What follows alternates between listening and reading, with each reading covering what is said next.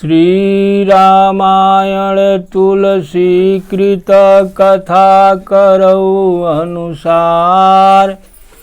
आसन लीजय प्रेम से आइए पवन कुमार। सियावर रामचंद्र शंकर जीउमा। श्री तुलसीदास जी महाराज की जय। श्री हनुमान जी महाराज की जय। श्री गुरुदेव भगवान की जय। ओम नमः पार्वती पतये हर हर महादेव।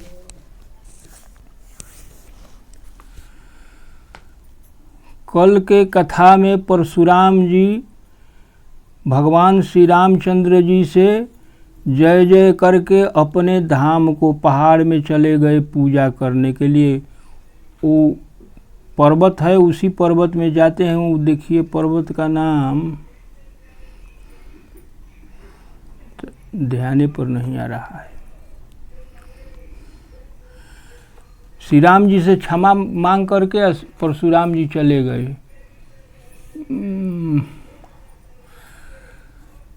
देव नदी दुदुम्भी प्रभु पर बरसहि फूल।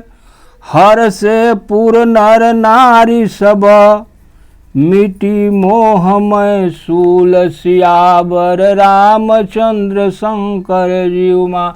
जब परशुराम जी चले गए तो जितना राजा कुटिल राजा थे सब भाग गए। कोई डर के मारे वहाँ रहा नहीं, सब भाग गए। तब देवताओं ने नगाड़ा बजाए, प्रभु पर फूल बरसाए। जनकपुर के जितना निवासी थे सब हर्ष से झूम उठे। एक बड़ा संकट श्री राम जी के कृपा से टल गया। नगर के लोग कह रहे हैं कि बड़ी भारी कृपा हुआ श्री रामचंद्र जी के कि ऐसा संकट जो है वो टल गया। परशुराम जी बड़े भारी संकट थे। उनकी अज्ञान से उत्पन्न पीड़ा मिट गई। अति गह गह बजाने बाजे सब ही मनोहर मंगल साजे। जूथ जूथ मिली सुमुख सयानी आ करही गान कल कोकिल बानी। झुंड के झुंड सखी आपस में कोयल की तरह मीठी स्वर में गीत गा रही है। मंगल बाजे बज रहे हैं, सब मनोहर मंगल बाज रहे हैं, सब तरह के बाजा भी बाज रहे हैं। जूथ के जूथ अनेकों सखियां सुख विदेह कर बरनी न जाई। जन्म दरिद्र मनहु निधि पाई। विगत त्रास भय सियहि सुखारी। जनु विधि उदय चकोर कुमारी। जनक जी के सुख का वर्णन नहीं किया जा सकता, क्योंकि मानो दरिद्र को धन का खजाना मिल गया हो। सीता जी का भय चला गया। वे ऐसी सुखी हो गई जैसे चंद्रमा के उदय होने से चकोर की कन्या सुखी हो जाती है। जनक कीन्ह कौश कहीं प्रणामा। प्रभु प्रसाद धन भंजऊ रामा। मोहि कृत कृत कीन्ह दुनो भाई। अब जो उचित सो कहिए गोसाई। जनक जी विश्वामित्र जी से कह रहे हैं कि महाराज आप प्रभु आपके कृपा से श्री रामचंद्र जी ने धनुष तोड़ा है। दोनों भाइयों ने मुझे कृतार्थ कर दिया। हे स्वामी, अब जो उचित है सो हमको सलाह दीजिए। कह मुनि सुनु नरनाथ प्रवीणा। रहा विवाह चापयाधीना। मुनि जी कहे, विश्वामित्र जी कह रहे हैं कि हे चतुर नरेश, सुनो, ये तो विवाह धनुष के अधीन था। धनुष टूटते ही शादी तो हो गया। देवता, मनुष्य और नाग सबको यह पता है, दुनिया में सबको पता है कि धनुष टूटते ही शादी हो गया है। टूटत ही धनु भयउ बियाहु, सुर नर नाग विदुत सब काहू। सबको यह पता है, मनुष्य नाग सबको, कि धनुष टूटते ही शादी हो गया। तथापि तुम जाकर अपने कुल का जैसा, तदपि जाई तुम करहूँ अब जथा वंश व्यवहार। बूझि विप्र कुल वृद्ध गुरु, वेद विदित आचार। सियावर रामचंद्र शंकर जी उमा। विश्वामित्र जी कह रहे हैं कि तुम जाकर अपने कुल का जैसा व्यवहार हो तथा ब्राह्मणों कुल के बूढ़े और गुरुओं से पूछकर वेदों में वर्णित जैसा आचार है वैसा ही करो। जनक जी के कहलन आदेश दे रहे हैं कि जनक जी जाइए, अपने गांव के वृद्धों से, बूढ़ों से, गुरु से पूछ लीजिए कि आपके वंश में जैसा व्यवहार हो रहा है वैसा ही व्यवहार से आप शादी करिए। दूत अवधपुर पठवहु जाई, आन ही नृप दशरथ ही बोलाई। मुदित राउ कही भलहु कृपाला, आ पठये दूत बोली ते ही काला। अयोध्या को दूत भेजो जो राजा दशरथ को बुला लाए। तब राजा ने प्रसन्न होकर कहा, हे कृपालु, बहुत अच्छा। जनक जी कहलन कि हे महाराज, बहुत अच्छा रवा आदेश देनी। उसी समय दूतों को बुलाकर भेज दिया गया। जनकपुर से अब दूत आ गया, अयोध्या आया। बहुरी महाजन सकल बोलाए, आई सबन सादर सिर नाए। हाट बाट मंदिर सुरबासा, नगर सवारहूँ चारहूँ पासा। फिर सब महाजनों को बुलाए और सबने आकर राजा को आदर पूर्वक सिर नवाया। तब राजा जनक ने कहा, बाजार, रास्ते, घर, देवालय और सारे नगर को चारों ओर से सजा दो। जनक जी आदेश कर दिए कि चारों तरफ से जितने बाजार हैं, नगर है, देवालय है, सबको खूब अच्छे ढंग से सजा दो। हरसी चले निज निज गृह आए, पुनि परिचारक बोली पठाए। रचहु विचित्र बितान बनाई, सिर धरि बचन चले सचुपाई। सब महाजन प्रसन्न होकर चले और अपने अपने घर आए। फिर राजा ने नौकरों को बुलाकर भेजा और उन्हें आज्ञा दी कि विचित्र मंडप तैयार करो। वे सब राजा के यह वचन सुनकर और सुख पाकर चले। सब लोग चल दिए मंडप बनाने के लिए। पठये बोली गुनी तिन्ह नाना, जे बितान विधि कुशल सुजाना। विधि बंदी तिन्ह कीन्ह आरंभा, बिरचे कनक कदली के खंभा। उन्होंने अनेक मंडप बनाने में कुशल और चतुर कारीगर को बुलवाया और जिन्होंने ब्रह्मा की वंदना करके कार्य आरंभ किया और सोने के केले के खंभे बनाए। जनकपुर में केला के खंभा बन गया सोना के। हरित मनिन के पत्र फल, पदुम राग के फूल। रचना देखी विचित्रयति, मनु बिरंच कर भूल। सियावर रामचंद्र शंकर जीउमा। हरी हरी मड़ियों के पत्ते और फल बनाए तथा मणिक के फूल बनाए। मंडप की ऐसी विचित्र रचना देखकर ब्रह्मा जी का मन भी आश्चर्यचकित हो गया।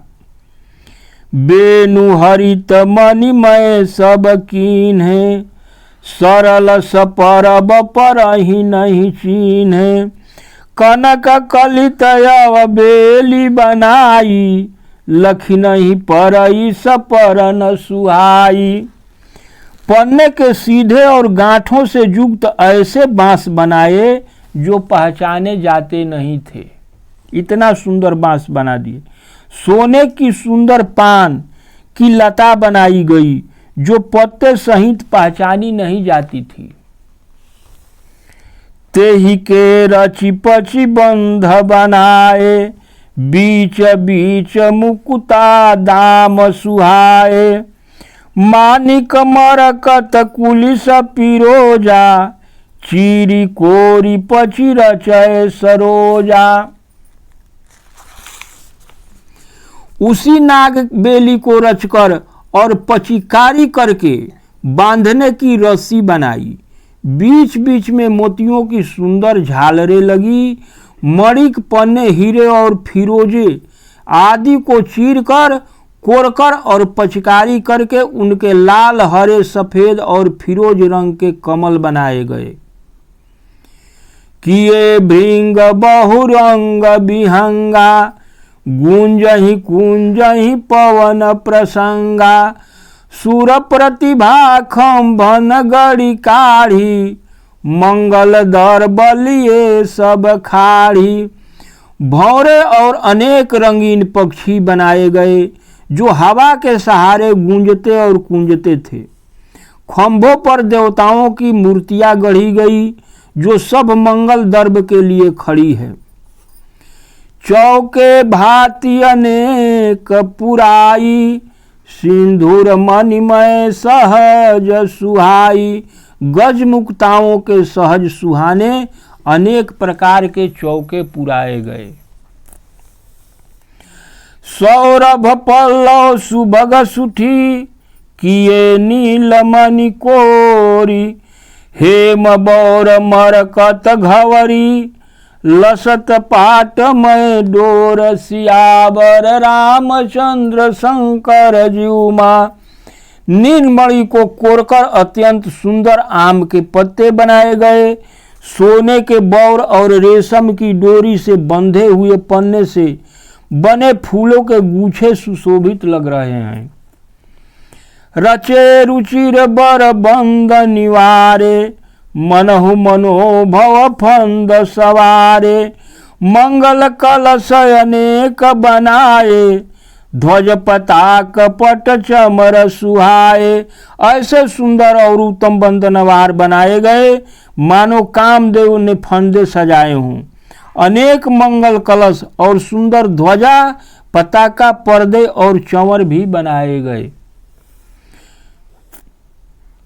दीप मनोहर मणिमय नाना, नाइन बरनी विचित्र बिताना। जेहि मंडप दुलहिन बय देही, अशोबर नय असीमति कवि केही। जिसमें मणियों के अनेक सुंदर दीपक हैं, उस विचित्र मंडप का तो वर्णन ही नहीं किया जा सकता।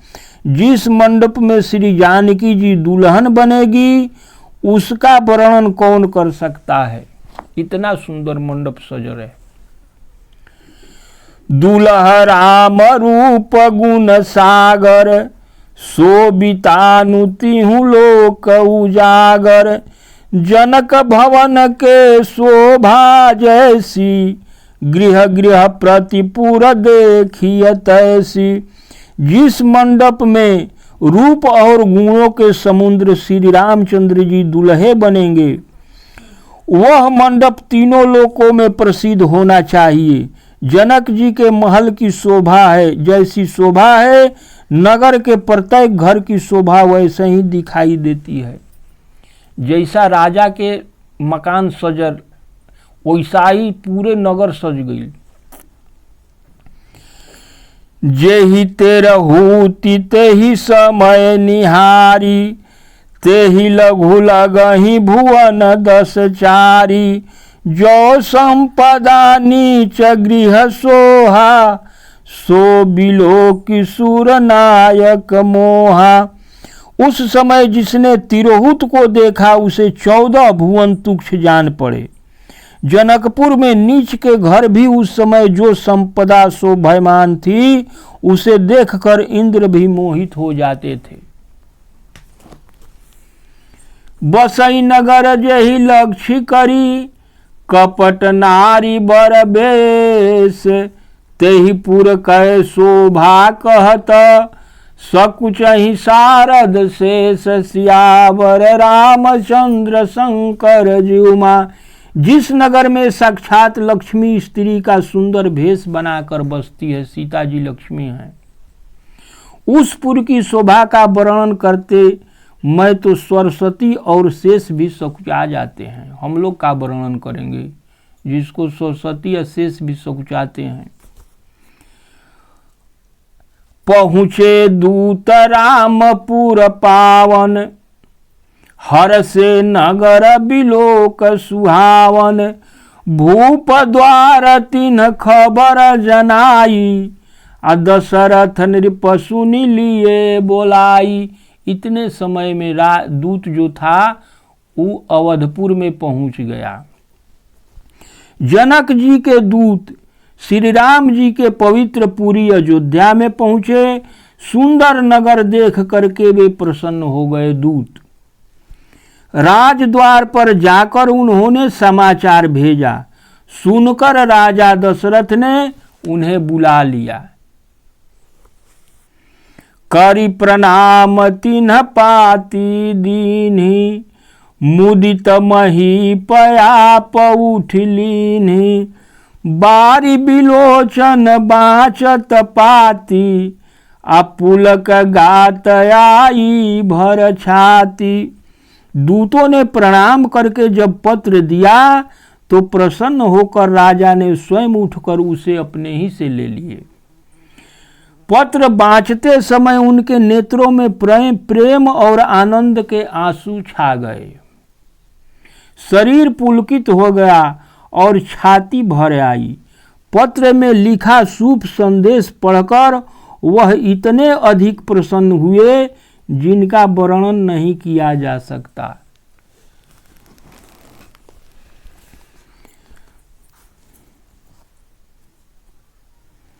राम लखन उर कर बर चिट्ठी, रही गए कहत न खाटी मीठी। पुनि धरि धीर पतरिका बाची, हरसी सभा बात सुन साची। हृदय में राम और लक्ष्मण है, हाथ में सुंदर पत्र है। राजा उसे हाथ में लिए ही रह गए, खट्टी मीठी कुछ भी न कह सके। फिर उन्होंने धैर्यपूर्वक पत्र पढ़ा।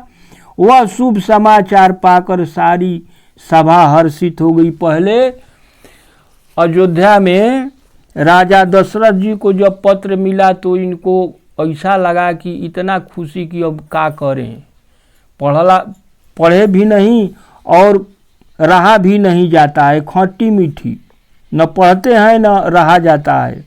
फिर उन्होंने धैर्यपूर्वक पढ़ा, धीरज बांध के पढ़े। तब जब पढ़ लिए तब ये शुभ समाचार सबको दिए। खेलत रहे तहाँ सुधि पाई, आए भरत सहित हित भाई। पूछत अति स्नेह सकुचाई, तात कहाँ ते पाती आई। भरत जी अपने मित्रों और भाई शत्रुघ्न के साथ खेल रहे थे।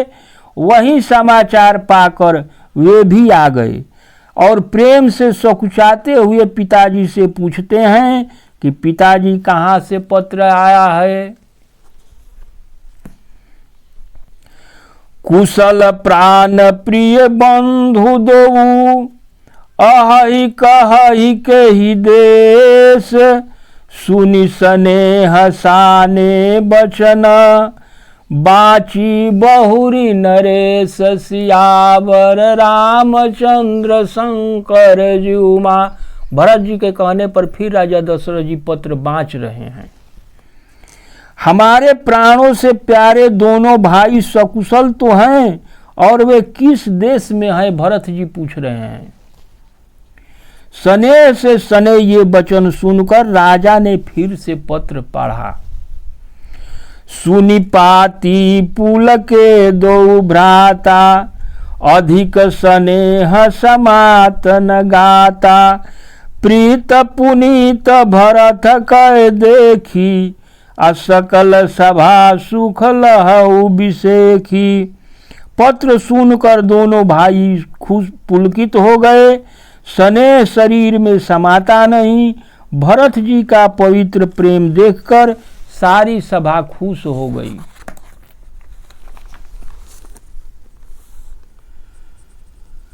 तब नृपदूत निकट बैठारे, मधुर मनोहर वचन उचारे।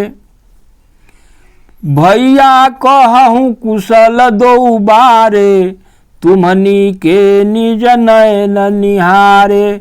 तब राजा दूतों को पास बुलाकर मीठे वचन में बोले कि भैया कहो, दोनों बच्चे सकुशल तो हैं। तुमने अपनी आंखों से उन्हें भली प्रकार से देखा है ना। कहता कि केवल चिट्ठिए लाए हो कि अपने आँखियों से देखे हो उसको। श्यामल गौर धरे धनु माथा, भय किशोर कौशिक मुनि साथा। पहचानहु तुम कहूँ सुभाऊ, आ प्रेम विवश पुनि पुनि कहराऊ। सांवले और गोरे शरीर वाले वे धनुष और तरकस धारण किए रहते हैं। किशोर अवस्था है, विश्वामित्र मुनि के साथ रहते हैं। तुम उनको पहचानते हो तो उनका स्वभाव बताओ। राजा प्रेम बस होकर बार बार दूत से पूछ रहे हैं। जा दिन ते मुनि गए लवाई, तब ते आज साच सुधि पाई। कहु विदेह कवन विधि जाने, सुनि प्रिय बचन दूत मुस्काने। जिस दिन से मुनि उन्हें लिया गए हैं, तब से आज ही हमको उनका समाचार मिला है। महाराज जनक ने उसे कैसे पहचाना? प्रेम भरे वचन सुनकर दूत मुस्कुराए। जब ऐसा बात दशरथ जी पूछे तो अब दूत मुस्कुरा रहा है। सुनहु महीपत मुकुट मणि, तुम सम धन्य न कोई।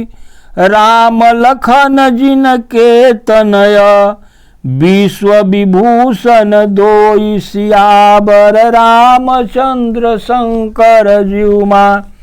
हे राजाओं के मुकुटमणि, सुनिए, आपके समान धन्य दूसरा कोई नहीं है। जिनके राम लक्ष्मण जैसे पुत्र हैं, वे दोनों विश्व विभूषण हैं। दूत बोल रहा है। पूछन जोगन तनय तुम्हारे, पुरुष सिंह तिहु पुर उजियारे। जिनके जस प्रताप के आगे, शशि मलिन रवि शीतल लागे। आपके पुत्र पूछने के योग्य नहीं है महाराज। वे पुरुष सिंह तो तीनों लोक में प्रकाश स्वरूप हैं। जिनके जस के आगे चंद्रमा मलिन है और जिनके प्रताप के आगे सूर्य भी शीतल है। तीन कह कहिय नाथ की मिचीन है, देखिए रवि की दीप कर लीन है। सिय स्वयंवर भूप अनेका, समिटे सुभट एक तेका। हे नाथ, उनके लिए आप कहते हैं कि उन्हें कैसे पहचाना? क्या सूर्य को भी दीपक लेकर देखा जाता है? सीता जी के स्वयंवर में अनेक राजा आए, एक से एक बढ़कर के योद्धा आए, एकत्र हुए थे। शंभु सरासन काहू नटारा, हारे सकल वीर बरियारा। तीन लोक महजे भटमानी, सब कह सकति शंभु धन भानी। परंतु शिव जी के धनुष को कोई हिला भी नहीं सका। सारे बलवान वीर योद्धा हार गए। तीनों लोकों में जिन्हें अपनी वीरता का बड़ा अभिमान था, शिव जी के धनुष ने उनके सब अभिमान को चूर चूर कर दिया। सकई उठाई सरासर मेरु, सोई हारी गयऊ करी फेरू। जही कौतुक शिव शैल उठावा, सोते ही सभा पराभव पावा। बाणासुर जैसा वीर जो सुमेर पर्वत को उठा सकता था, वह भी हार कर परिक्रमा करके चला गया। और जिसने खेल में ही कैलाश को उठा लिया रावण महाराज, वो भी पराजित हो गए। तहाँ राम रघुवंश मणि, सुनिए महामहिपाल। भजऊ चाप प्रयास बिना, जिमि गज पंकज ब्याल। सियावर रामचंद्र शंकर जीउमा। हे महाराज सुनिए, वहां रघुवंश मणि श्री राम जी के बिना किसी प्रयास के शिव जी को धनुष को ऐसे तोड़ दिया जैसे हाथी कमल की डंडी तोड़ देती है। सुनि सरोस भृगुनायक आए, बहुत भांति तिन्ह आँख देखाए। देखी राम बल निज धनु दीन्हा, करि बहु विनय गवन बन कीन्हा। धनुष टूटने की बात सुनकर परशुराम भी अत्यंत क्रोध भरकर आए थे और उन्होंने सब प्रकार से आंखें दिखलाई। अंत में उन्होंने श्री राम जी का बल देखकर उन्हें अपना धनुष दे दिया और अनेक प्रकार से विनती करके वन को चले गए। राजन रामय तुल बल जैसे, तेज निधान लगन पुनित ऐसे। कंपई भी उपबिलो कहीं जाके, जिम गज हरि किशोर के ताके। हे राजन, जैसे रामचंद्र जी अतुलनीय बली हैं, वैसे ही तेज निधान लक्ष्मण जी भी हैं, जिनके देखने मात्र से राजा ऐसे कांपते थे जैसे सिंह के बच्चों को ताकने से हाथी कांपते हैं। देव देखी तब बालक दोऊ, अब न आँखि तरयावत कोऊ। दूत बचन रचना प्रिय लागी, प्रेम प्रताप वीर रस पागी। हे देव, आपके दोनों बालक को देखने के बाद अब आंख के नीचे कोई आता ही नहीं है। प्रेम प्रताप और वीर रस में पगे हुए दूतों के वचन को अत्यंत प्रिय लगा। सबको, जितना अयोध्या निवासी थे, दूत के वचन सुनकर सबको आनंद हुआ। सभा समेत राऊ अनुरागे, दूतन देन निछावर लागे। कहिय नीति ते मूंदऊ काना, अधर्म विचार सबहि सुख माना। सभा सहित राजा प्रेम में मगन होकर दूतों को निछावर देने लगे, इनाम देने लगे। यह नीति विरोध है, ऐसा कहकर दूत अपने हाथों से अपने कान मूंदने लगा। जब राजा दशरथ जी निछावर देने लगे तो दूत कान बंद कर लिया कि अपराध है, हम ये निछावर नहीं लेंगे। उनका ऐसा धर्मयुक्त व्यवहार देखकर सभी खुश हो गए।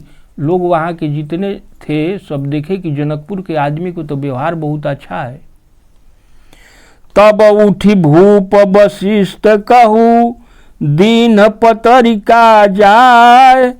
कथा सुनाई गुरहि सब, सादर दूत बोलाई। सियावर रामचंद्र शंकर जीउमा।